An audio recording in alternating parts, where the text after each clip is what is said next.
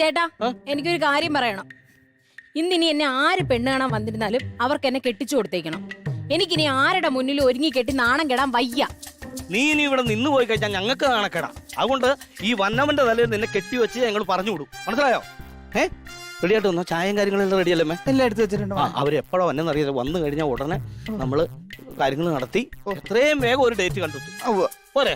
മതി മതി. അമ്മ പറഞ്ഞത് ശ്രദ്ധിച്ചല്ലോ. ഞാൻ ശ്രദ്ധിച്ചോളാം. അമ്മ ഒതുങ്ങിന്നോ? ഞാൻ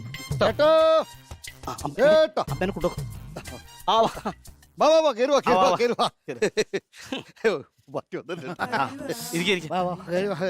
ഞങ്ങൾ രാവിലെ പോലെ നോക്കിക്കുവായിരുന്നു.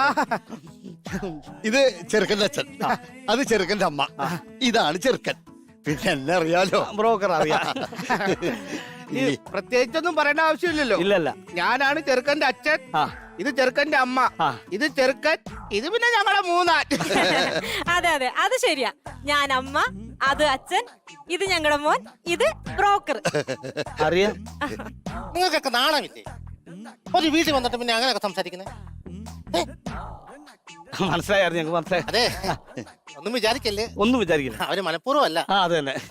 ഇത് അച്ഛൻ, ഇത് അമ്മ, അത് ബ്രോക്കർ, ഞാൻ ചെറുക്കൻ. കറക്റ്റ് ഫാമിലിയാ. കെട്ടിച്ചങ്ങ് വീടും ഓണം കൂടാൻ പോലും തിരിച്ചിങ്ങ് വന്നേക്കരുത്. ആ ചെറ്റേനെ കണ്ട് മനസ്സിലായോ? വന്നു കഴിഞ്ഞാ നീ വിധവയാവും, അത് ഓർത്തോ നീ. അപ്പനും മോനും വാ. എത്ര മക്കളാ? എത്ര മക്കളാന്ന്? എനിക്ക് മൂന്നാ അച്ഛാ. മക്കള്. മൂത്താരാ? മൂത്ത അച്ഛനാ.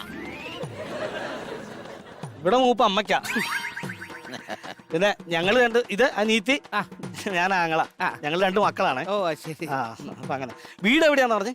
വീട് മുറ്റത്തിനടുത്താ.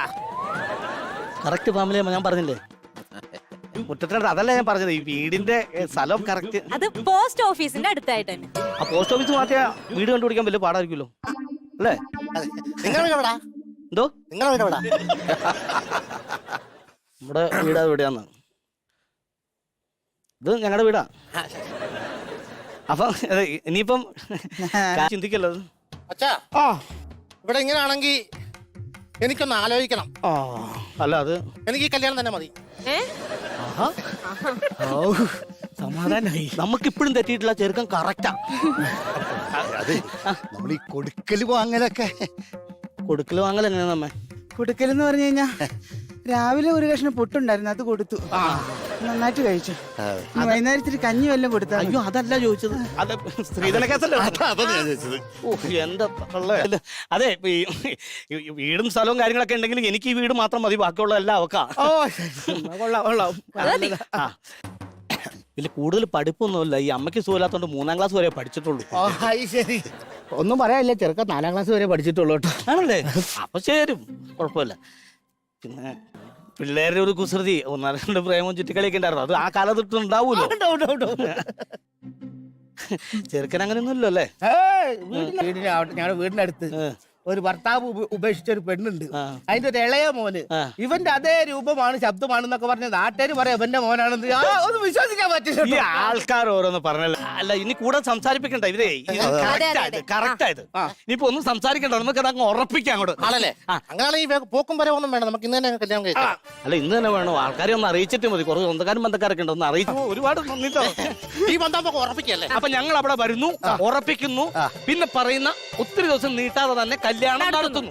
ഓക്കെ. അപ്പം ഇനിയിപ്പം വേറെ ചടങ്ങുകളൊന്നും കാണാം. അപ്പൊ ശരി.